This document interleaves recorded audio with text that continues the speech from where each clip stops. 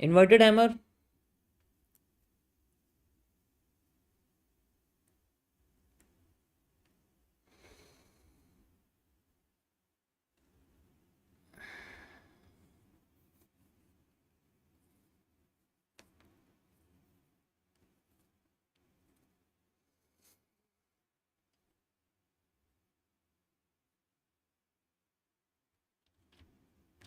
Inverted hammer बताते हैं, चलो कोई नहीं, रिवाइज करा देते हैं। इस पे नहीं, ये तो बेसिक टू एडवांस वाला बोर्ड है। इन्वर्टेड हैमर ये रहा।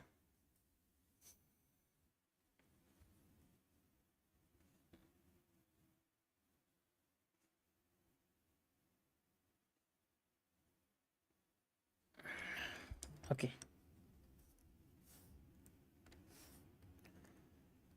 एमएमसी फेज 1,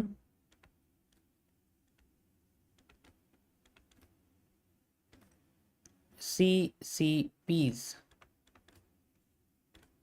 इन्वर्टेड हैमर, ठीक है। देखो ये शूटिंग स्टार का ही एक भाई है, आप कह सकते हो। शूटिंग स्टार और ये दोनों एक तरह से सेम ही आप कह सकते हो, बिल्कुल दोनों सेम है, कोई फ़र्क नहीं है दोनों में। बस कलर का फ़र्क है और ओपनिंग और क्लोजिंग का फ़र्क है, क्योंकि हैमर जो है वो ऊपर क्लोज करता है और जो शूटिंग स्टार है वो नीचे क्लोज करता है। बॉडी शेप फंक्शन दोनों के बिल्कुल सेम है, एक जैसे, जैसे हैमर और हैंगिंग मैन के होते हैं, ठीक है, ऐसे ही इसके हैं। ओके, इन्वर्टेड हैमर बेसिकली आपका कुछ इस तरीके से होता है, मैं आपको दिखाता हूँ। लाइक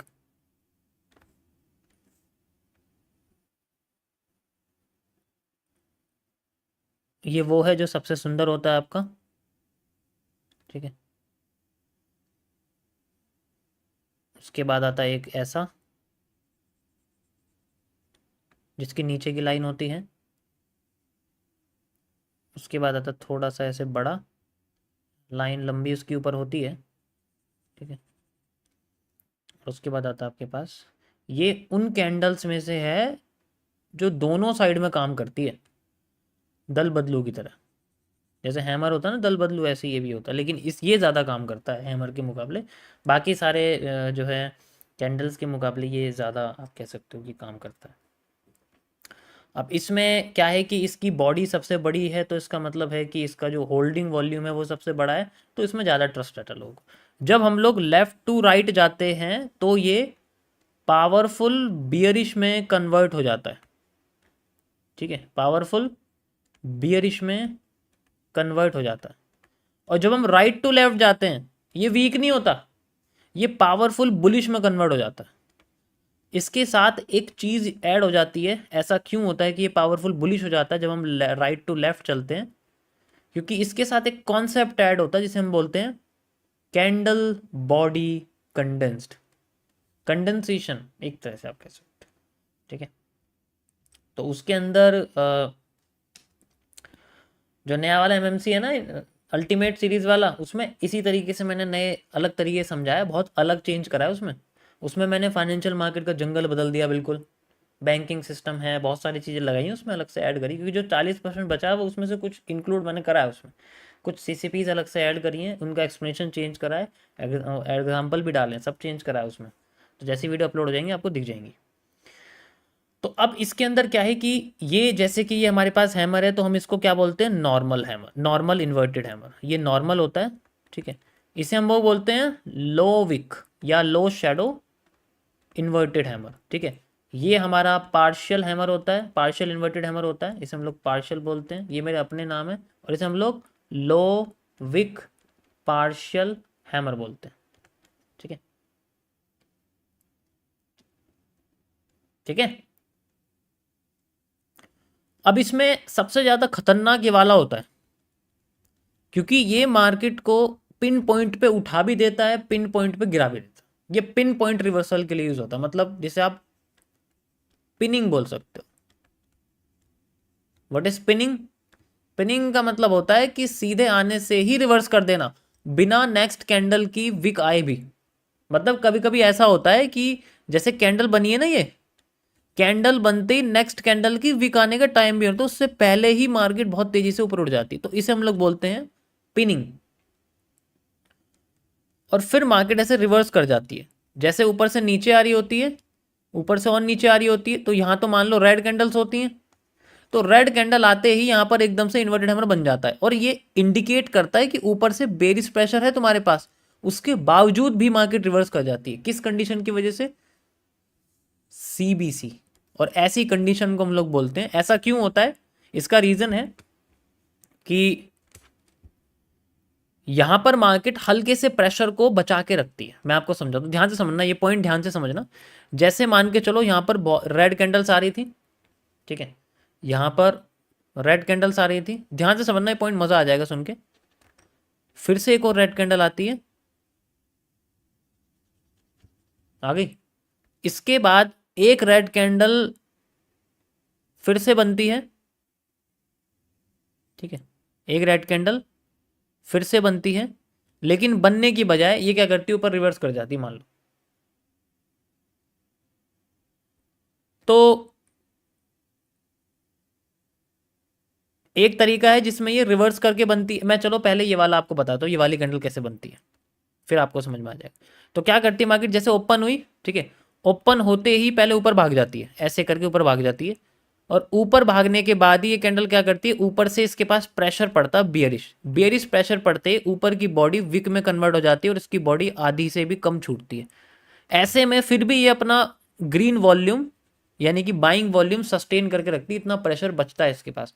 एंड देन जैसे इसका प्रेशर बढ़ता है, अगली कैंडल में एकदम से बूस्ट मारती है, और सारा प्रेशर रिटर्न हो जाता है, अपने ही हाई को तोड़ देती है, और ऐसे में क्रिएट होता है एक पॉजिटिव एनगल्फिंग पैटर्न का आगाज। इस दोनों पैटर्न को हम लोग बोलते हैं positive engulfing. When inverted hammer is converted और may be added with a green marubozu creates a positive engulfing, one of the most powerful bullish engulfing pattern इसे बोलते हैं हम लोग, क्योंकि एनगल्फिंग कर देती है। सेम हैमर के साथ होता है, हैमर भी ऐसे ही होता है, लेकिन ये ज्यादा पावरफुल है क्योंकि ये खुद को ही आगे से ब्रेक करके चली जाएगा ऊपर की साइड,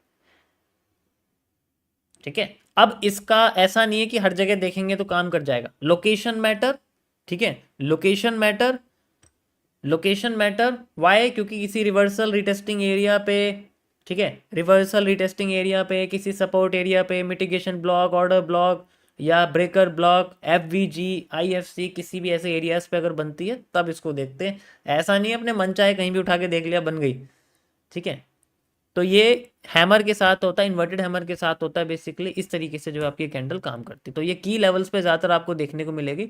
दूसरा सबसे इंपॉर्टेंट पार्ट इसका क्या है इन्वर्टेड हैमर का, कि जैसे कि अगर ये कैंडल जैसे नॉर्मली कहीं भी बन जाती, जैसे मार्केट ऊपर जा रही है, जस्ट लाइक ऊपर की साइड ग्रीन कैंडल बनती है और ऊपर जा रही है, ऊपर जाते जाते एकदम से मार्केट में ऊपर से प्रेशर आ गया मान लो, तो इसका मतलब है कि अब मार्केट रिवर्स कर सकती है, ठीक है, मार्केट रिवर्स कर सकती है, अपने आप को रिवर्सल ला सकती है।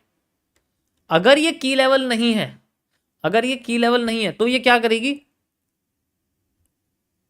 इतने ही एरिया को फिल करके रिवर्स कर देगी रेड कैंडल के साथ, इतने एरिया को रिवर्स करके फिल करके रेड कैंडल बना देगी, और फिर इतना सा एरिया बच जाएगा इसका गैपिज्म, गैप बच जाएगा एक, गैप बनाते नीचे बेच एनगल्फिंग बनाएगी, मार्केट नीचे आना शुरू कर देगी। पहले तो नीचे लाना शुरू, अच्छे से पकड़ेगा सारे सेलर को, और फिर एकदम से दोबारा से मार्केट रिवर्स करेगी, और फिर बहुत तेजी से तोड़ के ऊपर भाग जाएगी, यहां बनेगी आईएफसी कैंडल। ज्यादातर केसेस में ये होता है, समझ आया? तो इन्वर्टेड हैमर बड़ा ही कमाल का पैटर्न है मेरे हिसाब से, और इसमें ज़्यादातर जो है हम यूज़ करते हैं इसको एक और पैटर्न के साथ। ये कब अच्छी तरीके से काम करते हैं, जब इसको बॉटम पे देखते हैं, सॉरी बॉटम पे तो मैंने आपको दिखा दिया कैसे यूज़ कर रहे हैं, इसको टॉप पे अगर ये बनती है तो कैसे काम करती है। टॉप पे काम करने के लिए इसको एक साथी की ज़रूरत होती है। मैंने क्या बोला, मैंने शुरू में ही बोला कि ये हमारी डुअल डायरेक्शनल की तरह काम करती है। ये जब हम राइट टू लेफ्ट जाते हैं, जब इसकी बॉडी बढ़ जाती है तो थोड़ी पावरफुल हो जाती है बेरिश में, जब हम राइट टू लेफ्ट जाते हैं तो ये थोड़ी पावरफुल हो जाती है बुलिश में। तो नीचे की साइड जितनी पतली बॉडी वाली कैंडल होगी, उसकी विक हो या ना हो उससे फर्क नहीं पड़ता, उसकी विक ऊपर की लंबी होगी तो ये उतनी ज़्यादा पावरफुल होगी बुलिश साइड में, क्योंकि ये लिक्विडिटी एब्जॉर्व करके बैठी है तो एकदम से स्वैप करने की कोशिश करेगी।